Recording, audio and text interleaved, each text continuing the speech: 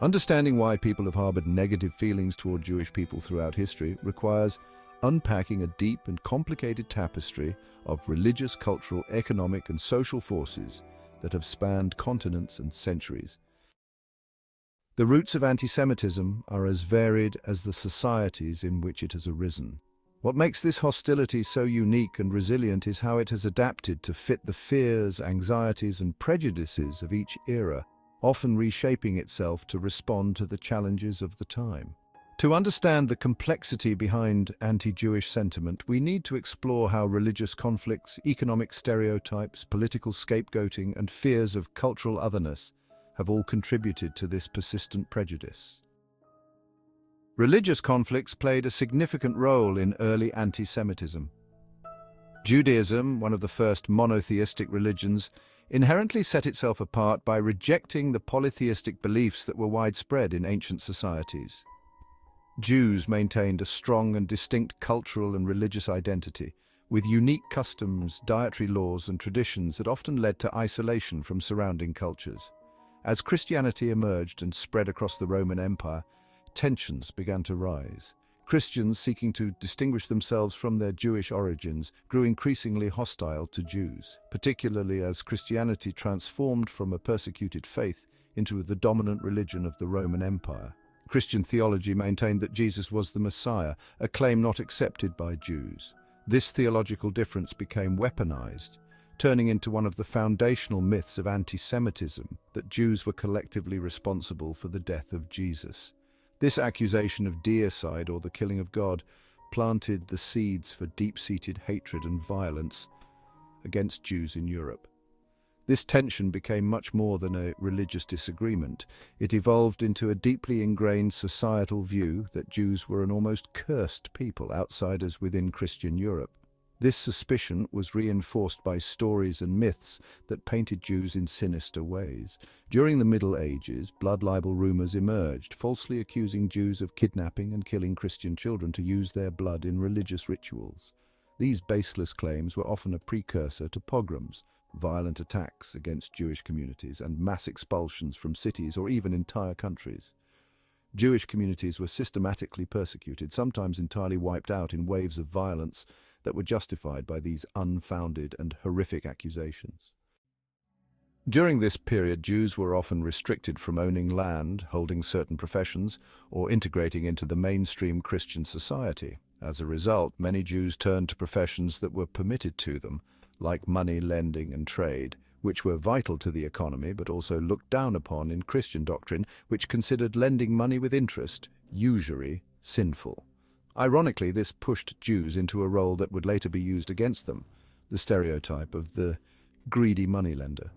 Christian nobles, kings, and church officials often borrowed money from Jewish lenders, but turned on them when debts became burdensome, either expelling Jewish communities or accusing them of financial manipulation. Jews found themselves trapped in a paradox, essential to the financial stability of many kingdoms, yet despised for fulfilling this role. This stereotype of Jews as shrewd and wealthy moneylenders has deep roots and continued to evolve throughout history. It became particularly problematic in times of economic hardship. During periods of famine, plague, or financial collapse, Jewish communities were often scapegoated as the cause of the problems, even when they themselves suffered alongside their neighbors. The notion that Jews secretly controlled the economy or conspired to accumulate power became an enduring myth that would later be echoed in modern conspiracy theories. It fueled resentment, as Jews were often blamed for both prosperity and poverty, for lending money and for supposedly hoarding it. One of the most notorious examples of this myth-making is the Protocols of the Elders of Zion, a fabricated text published in the early 20th century that claimed to expose a Jewish plot for world domination. Though the document was quickly debunked as a hoax, it spread rapidly across Europe and the Middle East, finding receptive audiences among those who were already suspicious of Jews or looking for someone to blame for their struggles. Even today, echoes of the protocols can be found in modern conspiracy theories that allege Jewish control over banks, governments, or global media. Another key aspect of anti-Semitism is the view of Jews as perpetual outsiders. Because Jews often lived as minorities in various countries, maintaining their distinct religious and cultural practices, they were perceived as different, and sometimes even as a threat to national unity or cultural identity. During the rise of nationalism in the 19th and 20th centuries, many European nations sought to unify their people under one cultural, religious, and linguistic banner. Jews, who maintained their own customs, traditions, and sometimes languages, were seen as a challenge to this uniformity. Nationalists accused Jews of disloyalty, suggesting that they could never fully belong to any nation because their true allegiance was to their own community, or to a supposed global Jewish conspiracy. This perception of Jewish otherness made them an easy scapegoat for rising political tensions, whether in the form of communism, capitalism, or liberalism. The Nazi regime in Germany took these existing prejudices to an unprecedented and horrifying extreme. Adolf Hitler and the Nazi Party exploited economic woes, political instability, and deep-seated anti-Semitic myths to paint Jews as a dangerous enemy within. They claimed that Jews were responsible for Germany's defeat in World War I, the economic collapse of the Weimar Republic, and the social decay of the German people. By portraying Jews as both subhuman and disproportionately powerful, the Nazis justified their genocidal policies. The systematic extermination of 6 million Jews during the Holocaust is a stark reminder of how lethal unchecked hatred and prejudice can become. The genocide was not just a result of irrational hatred, it was a systematic, bureaucratic process that relied on centuries of dehumanizing stereotypes and anti-Semitic propaganda. The Holocaust left deep scars on Jewish communities worldwide, and yet anti-Semitism did not end with the fall of Nazi Germany. In Eastern Europe, particularly under communist regimes, Jews faced new forms of discrimination. While communism officially denounced all forms of racism, Jews were often accused of being cosmopolitans or bourgeois elements and faced state-sponsored purges, forced assimilation, and even violence.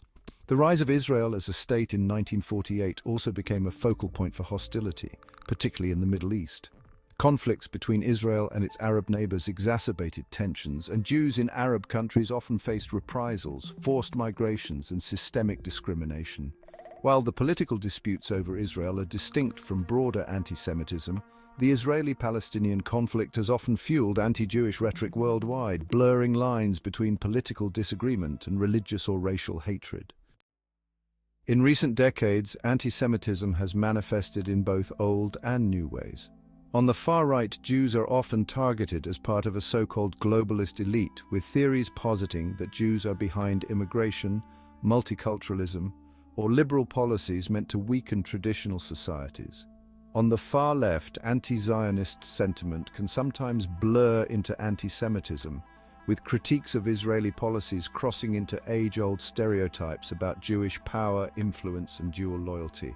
The internet has amplified these ideas, making it easier for conspiracy theories, misinformation, and hate speech to spread rapidly. What used to be whispered rumors now circulate globally within minutes, allowing anti-Semitism to find new footholds across borders and cultures. So why does anti-Semitism persist? The answer lies in its adaptability. Unlike other forms of prejudice that might target a single aspect of a group, anti-Semitism is multifaceted. It can frame Jews as wealthy or poor, powerful or weak, cosmopolitan or parochial. Depending on the context and needs of the accuser, Jews have been persecuted for being too integrated into society and for being too separate, for being too powerful and for being powerless. This chameleon-like quality makes it particularly difficult to combat because it shifts to fit the anxieties and fears of each new era. Whenever societies face crises or uncertainty, the deeply ingrained stereotypes about Jews resurface, offering a simple scapegoat to complex problems. But this isn't just a historical issue. Anti-Semitism is still alive today, whether it takes the form of hate crimes against Jewish people, vandalism of synagogues, or insidious conspiracy theories shared online. The hatred toward Jews remains a pressing issue. Yet throughout history, Jewish communities have shown incredible resilience. Despite centuries of discrimination, violence, and forced migration, Jewish culture has thrived and adapted, contributing to the fabric of societies around the world. From science and the arts to business and politics, Jewish people have made significant contributions and helped shape the world in countless ways. The story of anti-Semitism is not just one of hate, it's also a story of survival, resilience, and the power of community. Understanding its roots, recognizing its various forms, and challenging its myths are essential steps toward confronting prejudice, not just against Jews, but against all forms of hatred and bigotry. To move forward, we must learn from the past and work toward a future where differences are celebrated, where diverse identities are seen as strengths, and where the humanity of every individual is recognized above all else. Only by doing this can we break the cycles of fear and misunderstanding that have fueled anti-Semitism for so long.